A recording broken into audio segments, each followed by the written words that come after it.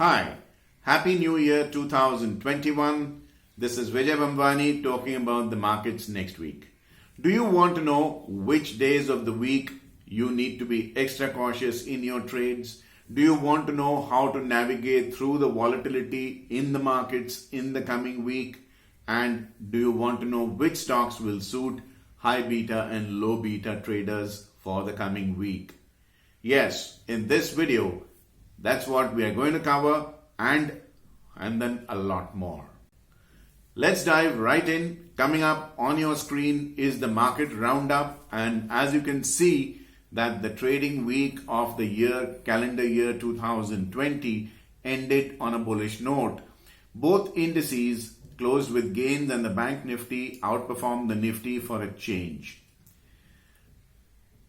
And as you see on the market roundup graphic on your screen, the falling US dollar played a part, as did falling oil prices. I have been constantly maintaining in my past videos that we need falling US dollar and oil prices to be able to keep the rally intact, and this rally is intact across all emerging markets as long as the US dollar keeps falling and oil prices are down. So India gained from a weak dollar.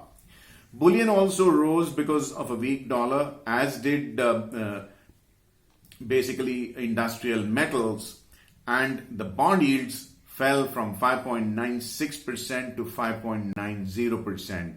Now this is something I'm going to cover in greater detail in the bond section.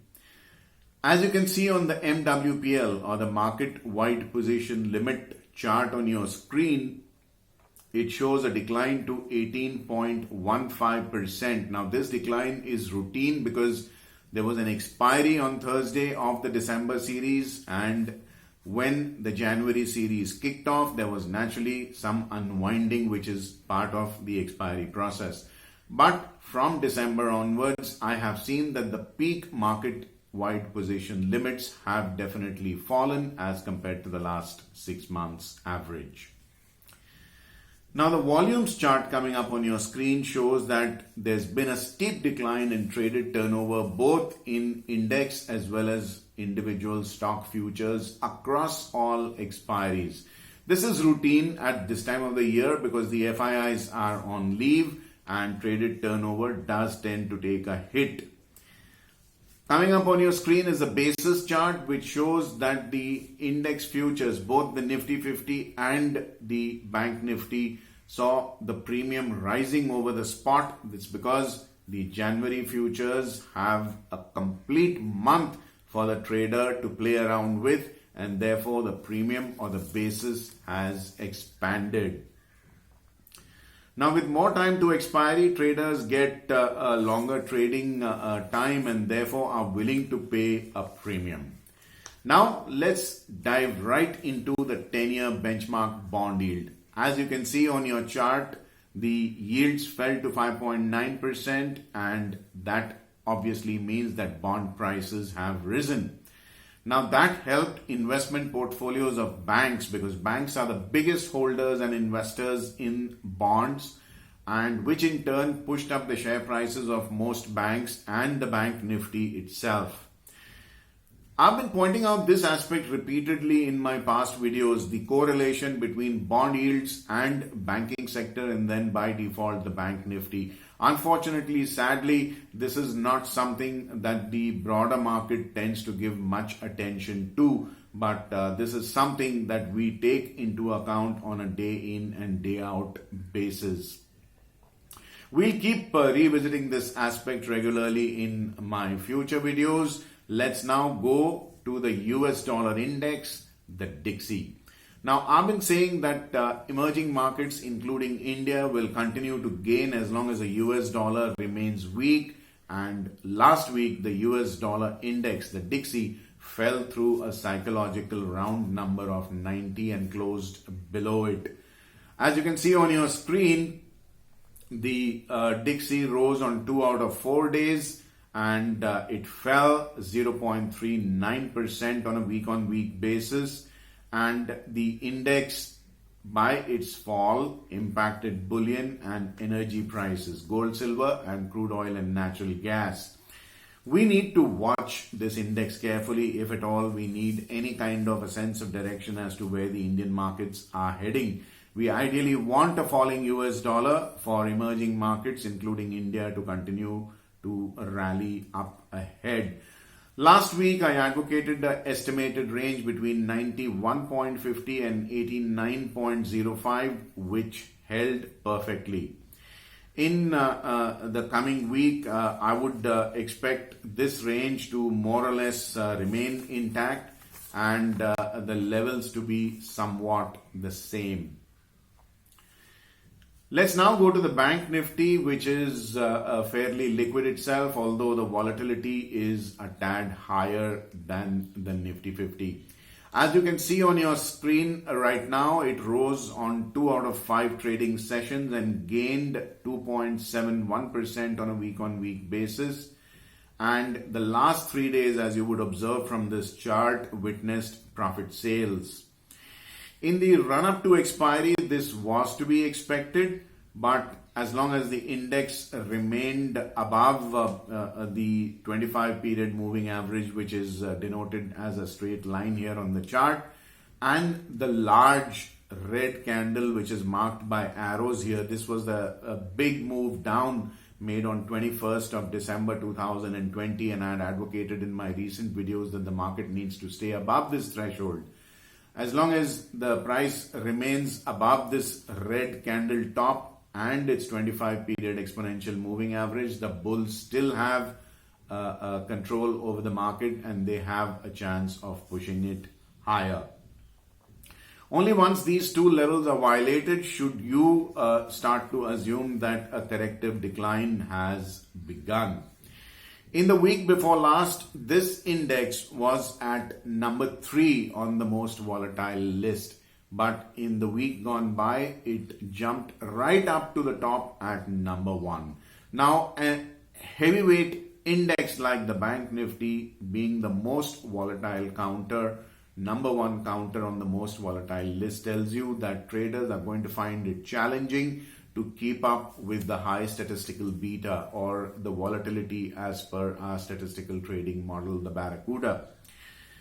Now, the challenge, of course, has risen, but I'm sure traders can navigate through the market keenly as long as they are extra careful on the 4th, 6th and 7th of January. Now, I'm not referring to astrology here, but these are dates on which India-specific economy critical data announcements are to come from the Finance Ministry, and therefore the markets can remain a little more volatile than usual to basically factor in the data in the market prices. So as long as you guard yourself on 4th, 6th and 7th by taking lower exposure, I think you're going to be just fine.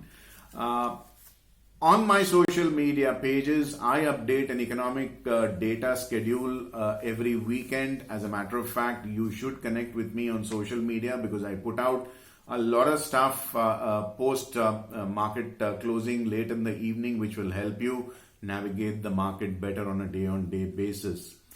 Coming back to the Bank Nifty, last week I advocated an expected range between 31,850 and 28,950, which held perfectly. And the next week I expect an estimated, I'm emphasizing on the word estimated here, a range between 32,650 to 29,800.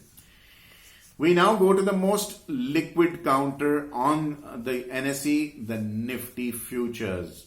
Now this index is most liquid, therefore the lowest in impact cost, which means the slippages between one lot and the other in terms of price differential, which you will have to pay if you're a big lot buyer or seller. And the difference between the bid and the offer, the buyer and the seller, is also very, very narrow.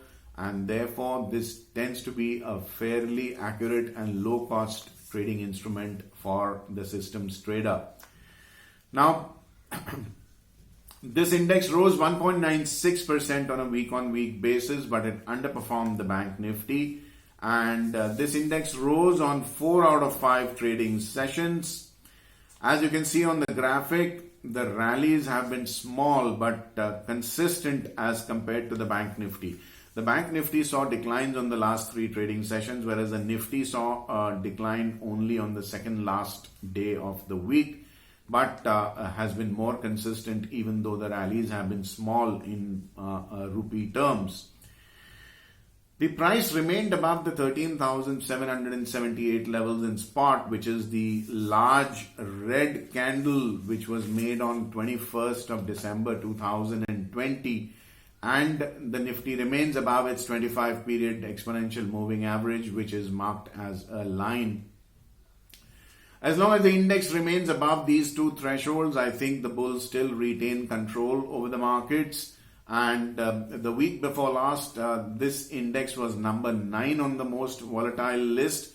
Last week, it rose 4 notches to climb up to number 5 on the most volatile list. So traders are going to find it a bit of a challenge to trade the Nifty because the volatility is high. The volumes might just remain a little bit lower because the FIIs might just start returning to the markets after a couple of trading sessions, which means volatility will be high on low volumes. Last week, I advocated an estimated range between 14,175 on the upside and 13,325 on the downside, which held perfectly well. Next week, I expect an estimated, I'm stressing on the word estimated here, range between 14,425 on the upside and 13,600 on the downside. As with the Bank Nifty, do watch out for the 4th, 6th and 7th of January because of India-specific data points that are being announced by the Finance Ministry, and volatility on these 3 trading sessions might just be higher than average. I think you should keep trading light till the budget, which is the next significant trigger for market sentiments. And as long as you keep your trading footprint or your exposure levels low, you can't really go wrong in the market here. Now, I'm coming to the most popular segment of this video, wherein I give 5 most volatile and 5 least volatile counters. The high volatility counters, the high beta, high impetus counters are those stocks in which you'll take a very small amount of exposure but wait for very large price moves. And the low impetus, low volatility, low beta counters are those stocks where you will take larger exposure but flip your trade in very small price moves. So here we go. The high beta, high impetus stocks list is led by Steel Authority of India, or SAIL, at number 1. Number 2, Dabur. Number 3, Ultratech Semco. Number 4, Eicher Motors. Number 5, Bajaj Auto. The low beta, low impetus stocks where you will take larger exposure and wait for very small price moves is led by Punjab National Bank, or PNB, at number 1, Tata Chemicals at number 2, ONGC at number 3, Havells India number 4, and Coal India at number 5.